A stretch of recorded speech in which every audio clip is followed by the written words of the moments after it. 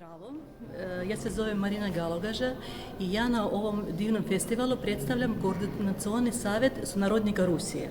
Znači, mi smo kao Koordinacioni savjet okupljamo nekoliko društva koji su, zapravo 15 društva koji su sa cijele teritorije Srbije, od Subotice do Kruševca, i ovu manifestaciju u njoj učestvuju 3 udruženja. Udruženje iz Novog Sada, udruženje iz Kruševca i udruženje iz Beograda. Pošto smo mi onako profilisani različito, znači imamo i pozorišta i patriotski sektor, znači imamo jako puno svakakvih smjerova, a mi kao same najstarije žene koje dugo živimo u Srbiji, onda mi smo kao domaćice, čuvare tradicije, tu sada da podijelimo sa Zrenjanincima, odnosno sa Vojvodinom, onu našu tradiciju što većina ljudi ne znaju.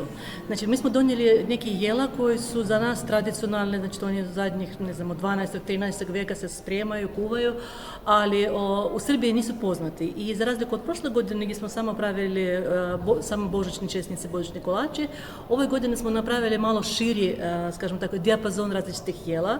To su i piroške, to su i kolači, to su i zimnice koje mi radimo. Znači, kod nas je, kao što su u Srbiji običaj da se svaka porodica hvali sa svojim slobodnim proizvodima, znači moja kobasica je najbolja, moraš da probaš, kao što se hvali rakijom, tako kod nas svaka dobra domaćica se hvali sa zimnicom.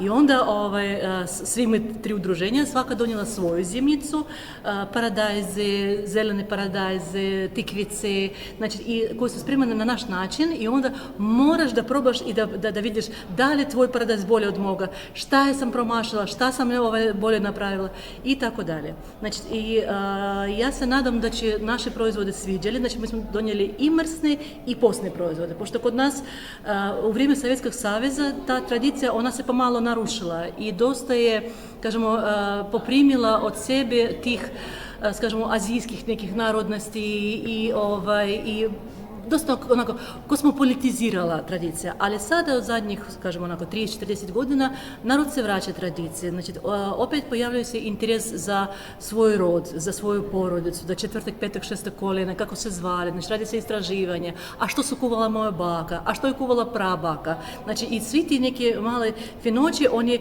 onako vraćaju se u život, tako da, a mi to, znači i svoje to što smo naučili od mame, od bake, od prabake, i ovo to što se sada, radi se novo istraživanje, neke koje su nova jela, odnosno stara zaboravljena jela. I to sad baš onako, kažemo, trend u Rusiji. Ja sam rođena na jugu Rusije, to je Krasnodarski kraj, moji su porodica, oni su kozaci, znači kubanski kozaci, i kod nas je običaj tih hlebova, mada recimo moj pradeda, on je umreo 33. godine od gladi, zato što su uzimala se žito i onda domaćim stanovništvu, lokalcima, ništa nisu se ostavljala.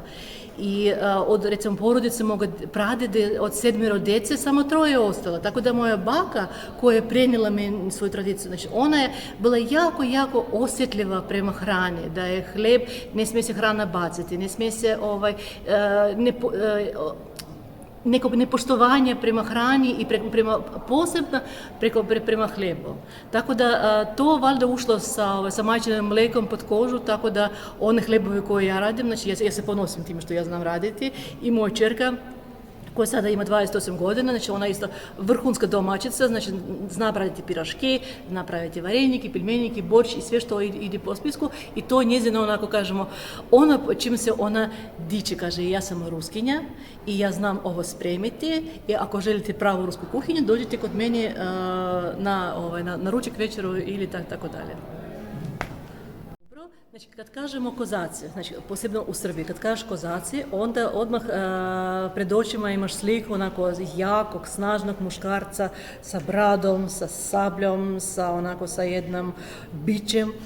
I to nije daleko od istine, zato što kozaci to su vrlo onako jedno tradicionalno društvo sa vrlo onako čvrstim stavovima i u smislu morala, u smislu vertikale, u smislu poštovanja i tako dalje.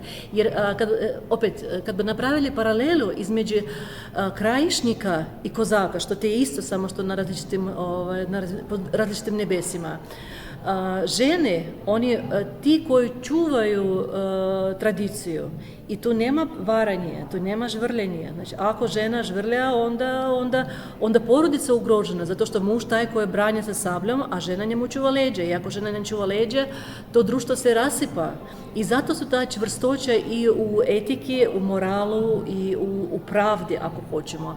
Jer bio slučaj sa onim, možda ste vidjeli neki probisvjetki neki nazovi umjetnici koji su sad radili neke performanse, pa su u nekom hramu pravili maltene sataninske neke igre, onda došli kozaci sa bičevima, ih izbičevali, za ko su povukli i to je bilo normalno u njihovom poimanju sveta, zato što tačno se zna šta je hram i tu nema sada takvog ponašanja.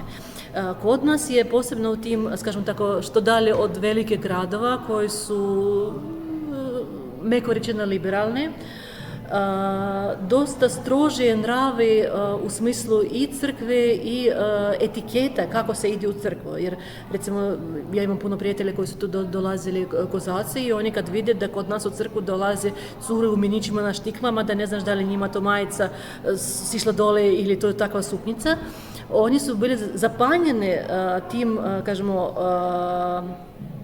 načinom oblačenja. Jer kod nas kad ideš u crkvu, moraš da imaš maramu, to je obavezno. I ruskinje, ako ste primetili ruskinje u crkve, mi uvijek imamo pokrivenu glavu, zato što nama nije pomislivo da mi idemo u hram bez pokrivene glave. I to je ono, kao 2+2=4. Onda način oblačenja, znači suknja, pa svi ti neki običaji koji su normalni i koji su poštuju i to je tako i nikako drugačije. I djeca se isto tako se odgaja u tom smislu. Sad, ja ne znam šta bi još šta bi ispričala, zato što priča o kozacima, ona je dosta velika. Kozaci imaju na današnji dan imaju 35 vojske, znači oni su živi zapravo po granicama cijele naše današnje velike, ogromne Rusije. Danas su kozaci, oni imaju svoje dobrovoljački odrede koji idu da štiti svoj narod u Luganskoj, Donetskoj oblasti i malo Rosiji. I sada prije neki dan bila konferencija Rusa u Novom Sadu, u Beogradu, i onda su bio novi senator od Kurske oblasti koji je kozak, znači on je bio komandant kozaka koji su bili na ratištu u Nikolajevskoj, Hersonskoj, Zaporoškoj oblasti i kad ga vidiš, meni až onako srce počelo da lupa zato što pripoznajem svoje. Znači, ja vam ne mogu objasniti kako se to osjeća. Znači, ja kad vidim svog čovjeka, znači to je iz aviona se vidi i to se osjeti. Da.